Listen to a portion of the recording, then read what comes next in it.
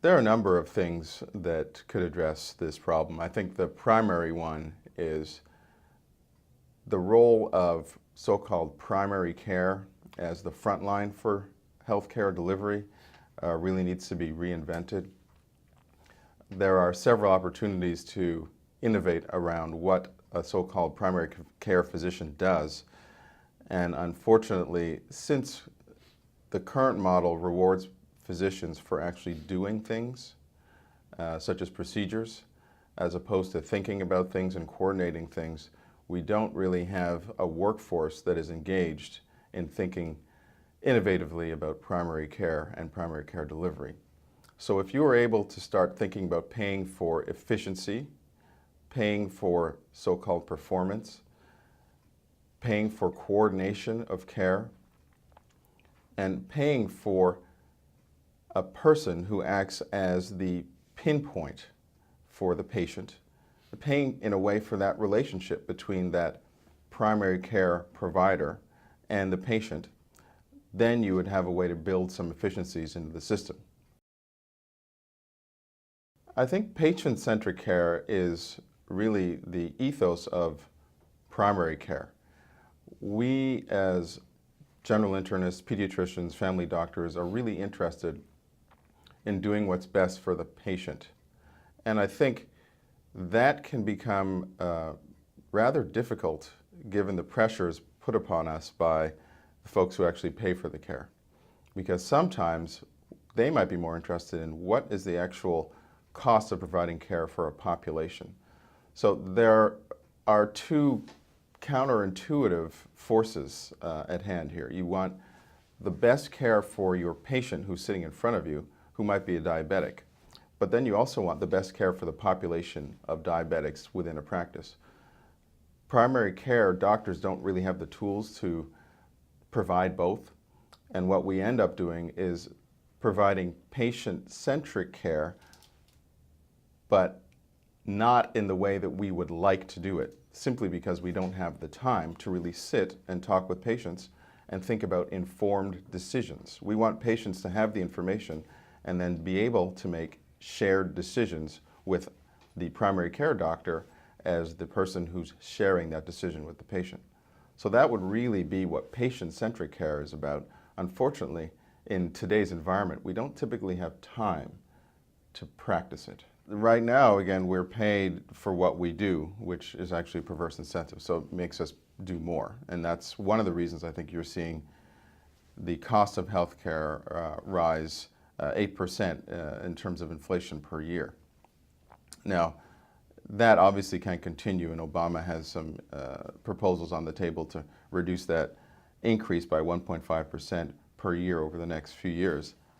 I think, however, if you start to pay for performance, pay for quality, pay for efficiency, then you eliminate these types of incentives. So if a patient has diabetes and can self-manage their blood sugars, which a lot of patients do, but now we have a tool which enables the physician or the care provider to actually see those self-managed values and work off of those to help coach the patient as to how better manage their blood sugars and behavior, then it doesn't matter where that management is taking place. So if that management is taking place at the home, but the outcome in terms of quality is good or better than the visit-based model, then you have incentives to provide this type of care.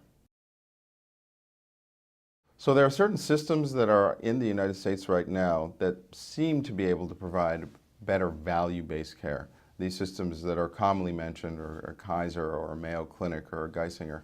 And what they do is that they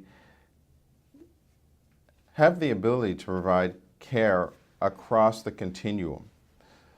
So if you see someone within the system, you're likely to be referred to somebody else within the system, and that information that is obtained from the first person you saw is seen by that second person. So you reduce the cost of repetition.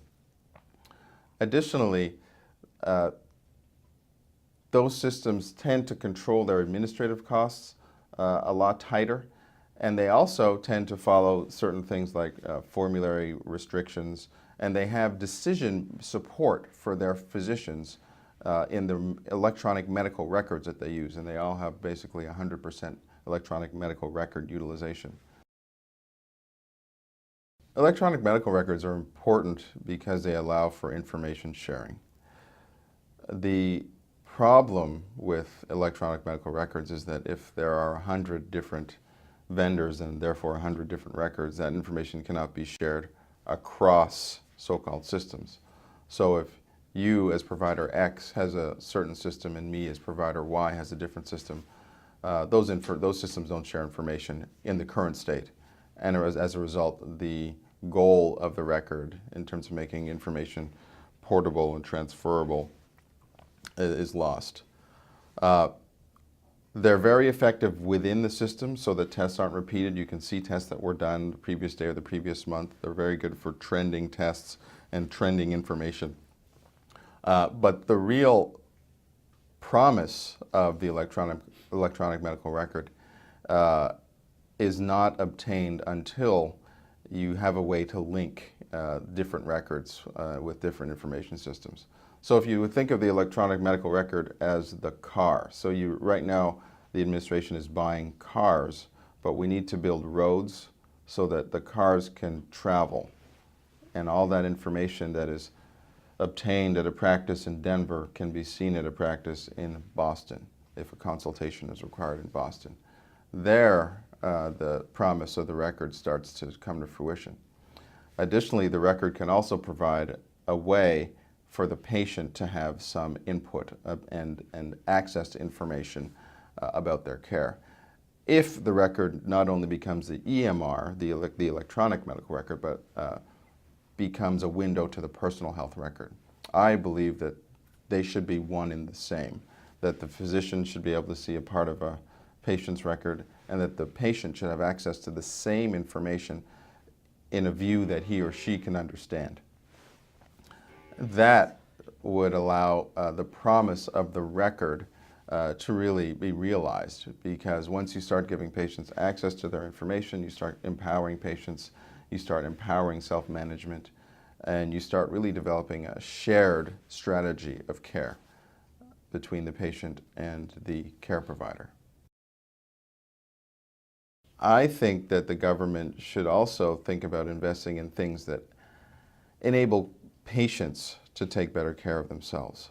So again, the medical record is not enough. We need something that patients can see, and we need them to have access to their information, whether it's through readily available technology like a cell phone or a laptop or a passkey that they can go to a public library and get their information. Yes, there is a question of safety, but that has to be managed appropriately. I think those are the types of things that the government should be spending their money on from a technological perspective. Very simple solutions that people could understand and embrace, as opposed to, again, whiz-bang things that people typically are not going to use. It's not the technology that makes the difference, it's the implementation scheme and the people behind the technology that matter. I think that we can use available technologies to really transform how we deliver care. So for example, cell phone platforms are available for patients to manage their diabetes, to manage blood pressure. We can take examples, for example, from sub-Saharan Africa, where patients with malaria, instead of coming back to the clinic after they've had the test to see whether they have malaria or not, they receive an SMS to say, yes, you have it and start this medication, or no, you don't need to do anything else. So there's an available technology, readily available. We have people, the cell phone penetration is extremely intense throughout the United States. Why not use that platform as a way to deliver care? And I think if we start thinking differently about technology, it's not whiz-bang, it's what we use every day, and implementing that into how we care for folks, that's where we can start to create value and add efficiency into the system. When I finished residency, I remember trying to innovate around how I took care of my high blood pressure patients. So I started to email back and forth with the high blood pressure patients to titrate their medications and to prevent them from coming in to have a visit with me. I thought that that would be slightly more convenient for them, and really I didn't think it was a good use of my time to sit and talk about blood pressure when I could be handling it over a very simple media such as email. Unfortunately, the payment system didn't acknowledge that as a visit, and my practice administrators said, you can't do that. And I started to think, well, that doesn't really make sense for a system. If I can't practice in a way that makes sense for the patient and a way that makes sense for me and keeps the patient happy and actually provides good quality care for the patient, then what am I doing? In any culture, whether you have a shaman or a physician, the basis of the care is the relationship between the person delivering and providing the care and the patient. We seem to think that technology does have some potential, a lot of potential, but technology in and of itself is not the answer. It's like how we use email to share stories together. I don't share stories with people I don't know, and usually stories that come to me from people I don't know are spam. So if I'm going to be using available technology to manage patients, it has to come from a trusted source, and it should be based in some relationship.